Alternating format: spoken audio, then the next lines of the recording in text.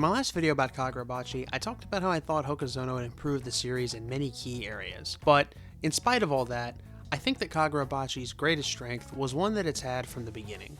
That strength is of course Chihiro Rokuhira himself. I think that he is the greatest thing about Kagurabachi and the main factor for it surviving as long as it has and making it to over 80 chapters.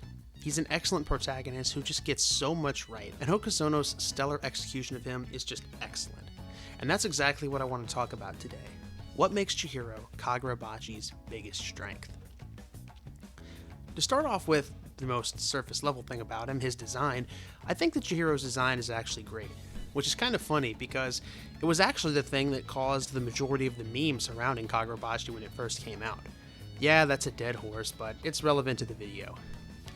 After all, his design is in stark contrast to the designs of many of our classic shonen MCs. Most of them are very happy and cheerful looking, smiles all around, and very outgoing. But Chihiro is the exact opposite.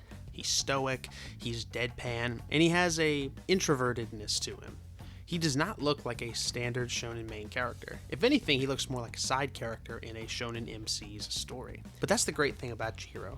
Neither his design, nor even he himself, tells you the whole story about him as a character. What makes Chihiro so special and what makes him stand out from the rest is that he is both the Naruto and the Sasuke of his series at the same time. And what I mean by that is this.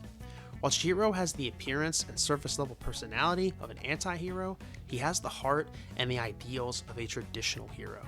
This is what makes him so special. For example, in the story, Chihiro has a pretty low opinion of himself. He views himself as a killer, somebody who has had to do terrible things in service of doing the right thing. In his own words, "I'm going to hell. I'm not someone you should aspire to be like." But even though Chihiro downplays himself, and even though on the surface his motivation may seem to be revenge against the Hishaku and to reclaim the sacred blades, there's just a bit more to it than that. You see, throughout the story, Chihiro has proven time and time again that he is willing to do the one thing that makes somebody a hero: sacrifice your life for others. This is the thing that defines heroism, and this is something we've seen Chihiro do multiple times throughout the series, whether it was when he was tanking Sojo's lightning blast, saving all those nearby civilians, or going out of his way to protect Char, a little girl he barely even knows. We've seen, not just in these instances, but many others, that Chihiro has a hero's heart. And this is what makes him so compelling.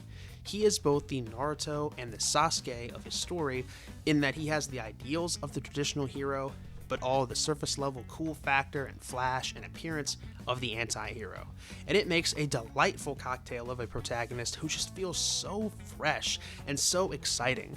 You're able to get behind him and root for him as he's not mired in a moral gray haze, but at the same time he gets to do so much cool shit like carving through a crowd of bad guys in one of the most awesome looking panels I've ever seen.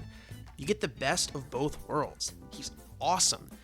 And the only character I can really compare him to off the top of my head is Batman. Because in my opinion, when Batman is at his best, when Batman is being written correctly, in my opinion, Batman is not an anti-hero. He's a traditional hero. After all, while on the surface it may seem that his goal is to get revenge on Gotham City's underworld for taking his family, it's so much more than that. More than anything, Batman wants to protect the people of Gotham. He wants to make sure that no one else has to suffer like he did when his parents were taken away from him at such a young age. He wants to clean up Gotham City, and he's willing to sacrifice his life if he has to. Batman is a hero by every metric. An anti-hero wouldn't sit with a little girl like Ace as she's dying, comforting her in the scariest moment of her life. A hero would. That's what Batman is. That's what makes him so compelling. And that same thing is what makes Chihiro so interesting. And I think that's why he's taken off to such a degree. I think if he truly wasn't a special and interesting character that people could get behind, the series would never have made it. Let's take Naruto for example. But let's say your favorite character in Naruto is Rock Lee or Kakashi or Itachi or what have you. Even if you like those characters more than Naruto, at some level you have to care about Naruto and want to see his story through. Otherwise, you wouldn't be watching it.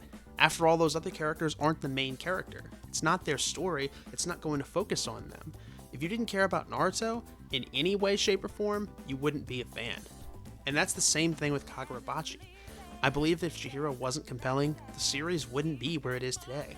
But beyond that, Hokuzono also does a great job of not only giving Chihiro some stellar character development, but also pushing him forward physically and leveling him up throughout the story. After all, the three tenets of Shonen Jump are friendship, effort, and victory.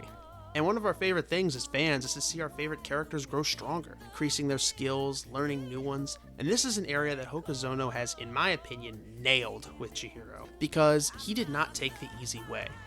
While I do want to see him gain more powers and abilities with N10 through the true realm of the Sacred Blades, I feel like a lesser writer would have abused this really cool element and turned it into something that would cheapen the story and Chihiro's development.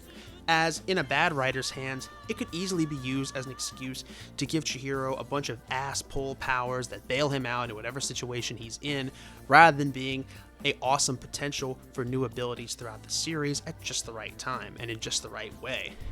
Instead, Hokuzono has chosen to primarily level up Chihiro through improving him as a swordsman.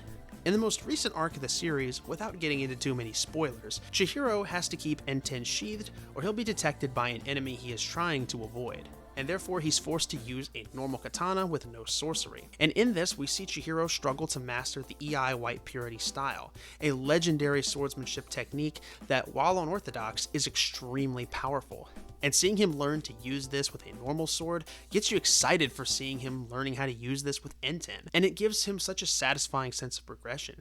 You get the sense that Chihiro is actually a capable fighter, one who is good on his own merits, and he isn't just being carried by the power of the Sacred Blade. He's not just a N10 merchant. He's Chihiro Rokuhira, a badass swordsman who happens to have an awesome sword. It's just the tool, but he is the weapon. And I think that's absolutely the right way to develop him, though I do still want to see him develop even more abilities through the true realm of the Sacred Blade, and I have faith that Hokuzono will do that in the best possible way, as he's yet to let me down so far. With all that said and done, I think that Chihiro is just an excellent protagonist who elevates the series to such a high level. It would have been really easy to make him a cliche, revenge-obsessed anti-hero type character, but Hokuzono has taken the opportunity to make Chihiro a dark hero, but a hero nonetheless. One who, in spite of his darkness, is still one we can empathize with, who at his core still has a bright light shining from within. And that's what makes him special. But that's all just my opinion. I'd love to hear what you guys have to say in the comments below. And if you have any ideas for videos you want to see, as I do want to cover more than just Kagurabachi, let me know in the comments below. I'd love to see what you guys have to say. I'll see you guys next time.